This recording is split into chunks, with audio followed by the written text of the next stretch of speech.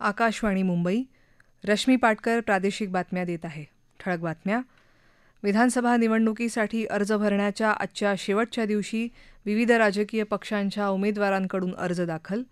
अखेरच्या दिवशीही उमेदवारी याद्या जाहीर. अनेक ठिकाणी उमेदवारी न मिळालेल्यांची उघड नाराजी. आरोग्याशी संबंधित 12,850 रुपये खर्चाच्या विविध विकास कामांचं प्रधानमंत्र्यांच्या हस्ते उद्घाटन आणि भूमिपूजन. आणि धनत्रयोदशीनिमित्त राज्यात सर्वत्र धन, धान आणि धन्वंतरी पूजन. विधानसभा निवडणुकीसाठी अर्ज भरण्याच्या आजच्या शेवटच्या दिवशी विविध राजकीय पक्षांचे उमेदवार आपापले अर्ज दाखल करत आहेत. भाजपाचे प्रदेशाध्यक्ष चंद्रशेखर बावनकुळे यांनी आज शक्तीप्रदर्शन करत कामठी मतदारसंघातून उमेदवारी अर्ज दाखल केला. काँग्रेस प्रदेशाध्यक्ष नाना पटोले यांनी साकोलीतून अर्ज भरला. शिवसेनेच्या मनीषा वायकर यांनी जोगेश्वरी पूर्वमधून काल, तर संजय शिरसाट यांनी छत्रपती संभाजीनगर पश्चिममधून अर्ज दाखल केला. भाजपाच्या हेमंत रासने यांनी पुण्याच्या कसबा पेठ मतदारसंघातून, तर राष्ट्रवादी काँग्रेसचे सुनील टिंगरे यांनी वडगाव शिरीतून उमेदवारी अर्ज दाखल केला. इतरही उमेदवार आज अर्ज भरणार आहेत. विधानसभा निवडणुकीसाठी विविध राजकीय पक्ष आपापल्या उमेदवारांच्या याद्या जाहीर करत आहेत. शिवसेनेनं काल 15 उमेदवारांची तिसरी यादी जाहीर केली. यात शायना एनसी यांना मुंबादेवीतून उमेदवारी देण्यात आली आहे. याशिवाय शिवसेनेच्या 2 सहयोगी पक्षांचे उमेदवार आणि मतदारसंघांचाही समावेश या यादीत आहे. जनसुराज्य पक्षाचे अशोक माने हातकणंगले इथून, तर राजर्षी शाहू विकास आघाडीचे राजेंद्र यड्रावकर शिरोळमधून निवडणूक लढवणार आहेत. काँग्रेसनं 4 उमेदवारांची यादी काल जाहीर केली. महाराष्ट्र नवनिर्माण सेनेनंही काल 18 उमेदवारांची 7वी यादी प्रसिद्ध केली. राष्ट्रवादी काँग्रेसनं 4थ्या यादीत मोर्शीमधून देवेंद्र भुयार, तर भोरमधून शंकर मांडेकर यांना उमेदवारी जाहीर केली. दरम्यान भारतीय जनता पक्षानं आज जाहीर केलेल्या यादीनुसार उमरेडमधून सुधीर पारवे, तर मीरा भाईंदरमधून नरेंद्र मेहता यांना उमेदवारी दिली आहे. महाराष्ट्र नवनिर्माण सेनेनं भाजपमधून आलेल्या तृप्ती सावंत यांना वांद्रे पूर्व मतदारसंघातून निवडणुकीच्या रिंगणात उतरवलं आहे. दुसरीकडे उमेदवारीसाठी इच्छुक पण संबंधित राजकीय पक्षाकडून तिकीट न मिळालेले काही उमेदवार नाराजी व्यक्त करताना दिसत आहेत. पालघरमध्ये निवडणूक लढवण्यासाठी इच्छुक श्रीनिवास वनगा यांनी माध्यमांसमोर नाराजी व्यक्त केली. काल संध्याकाळपासून ते बेपत्ता झाले असल्याचं आमच्या पालघरच्या वार्ताहरानं कळवलं आहे. पोलीस वनगा यांचा शोध घेत आहेत. दरम्यान भाजपाचे माजी खासदार गोपाळ शेट्टी यांनी बोरिवलीतून, माजी आमदार अतुल शहा यांनी मुंबादेवी, तर घाटकोपर पूर्वमधून भाजपाच्याच प्रकाश मेहता यांनी अपक्ष म्हणून अर्ज दाखल केला. श्रोतेहो, विधानसभा निवडणुकीच्या निमित्तानं आढावा विधानसभा मतदारसंघांचा हा कार्यक्रम दररोज संध्याकाळी 7:10 अस्मिता वाहिनीसह प्रादेशिक वृत्त विभागाच्या यूट्यूबवरून प्रसारित केला जात आहे. या कार्यक्रमात आज छत्रपती संभाजीनगर जिल्ह्यातल्या मतदारसंघांचा आढावा आपल्याला ऐकता येईल. महायुती सरकारने लाडक्या बहीण योजनेद्वारे महिलांना 1,500 रुपये दिले असले तरी गेल्या 2 महिन्यात महागाईत वाढ झाली असल्याची टीका काँग्रेस प्रदेशाध्यक्ष नाना पटोले यांनी केली आहे. महायुतीने काँग्रेसच्या विरोधात प्रसारित केलेल्या व्हिडिओला उत्तर देताना ते बोलत होते. महाराष्ट्रात लहान मुलींवर अत्याचार होत असून राज्यात महिला मुली सुरक्षित नाहीत, त्यामुळे राज्यातल्या महिला महाविकास आघाडीसोबत असल्याचा दावा पटोले यांनी केला.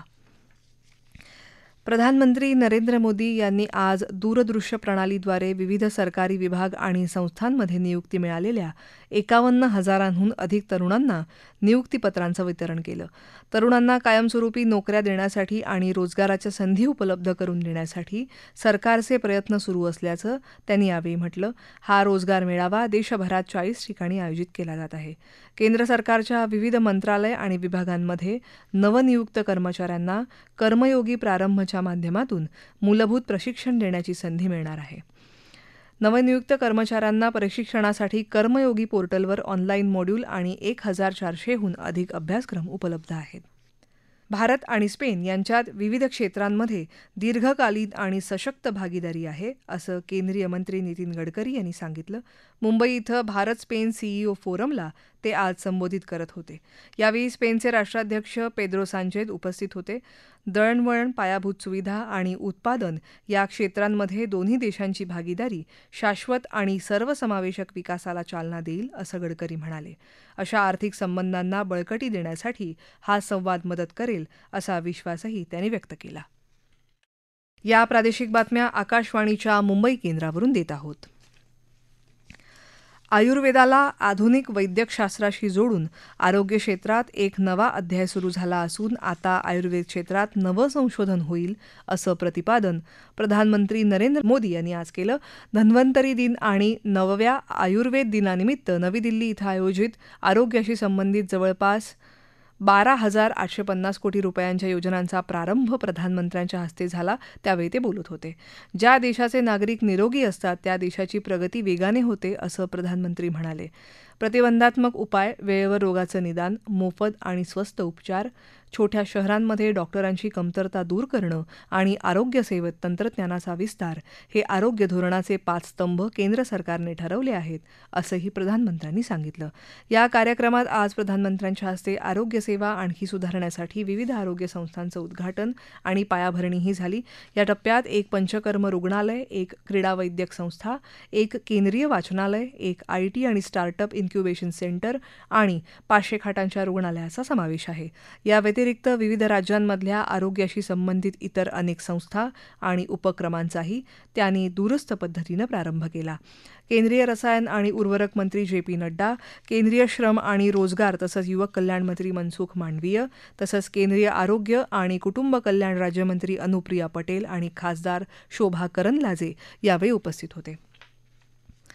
देशभरात आज दिवाळीचा दुसरा दिवस म्हणजेच धनत्रयोदशी साजरी होत आहे. आजच्या दिवशी धनाजी आणि धानाजी तसंच देवांचे वैद्य असलेल्या धन्वंतरीची पूजा केली जाते.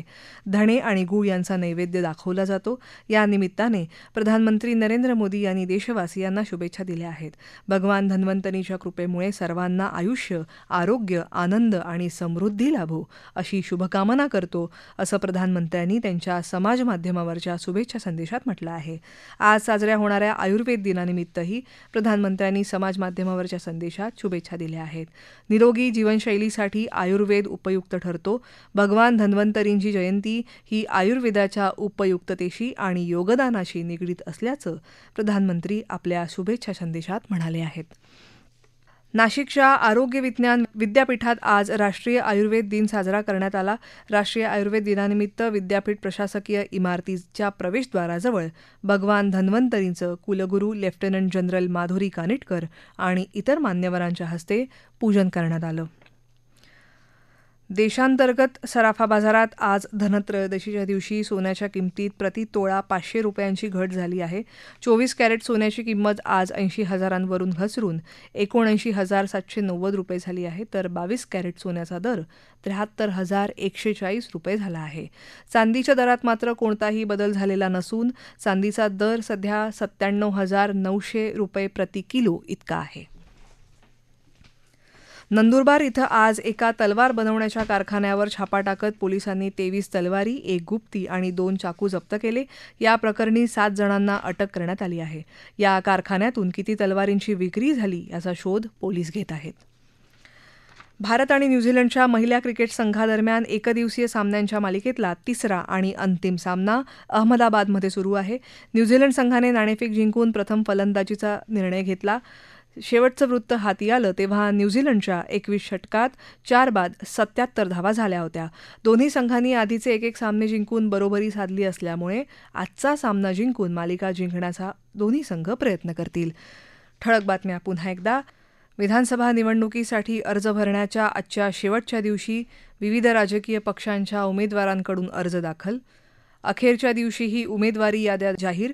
अनेक ठिकाणी उमेदवारी न मिळालेल्यांची उघड नाराजी. आरोग्याशी संबंधित 12,850 रुपये खर्चाच्या विविध विकास कामांचं प्रधानमंत्र्यांच्या हस्ते उद्घाटन आणि भूमिपूजन. आणि धनत्रयोदशीनिमित्त राज्यात सर्वत्र धन, धान आणि धन्वंतरी पूजन. याबरोबरच आकाशवाणी मुंबई केंद्रावरचं हे प्रादेशिक बातमीपत्र संपलं. नमस्कार.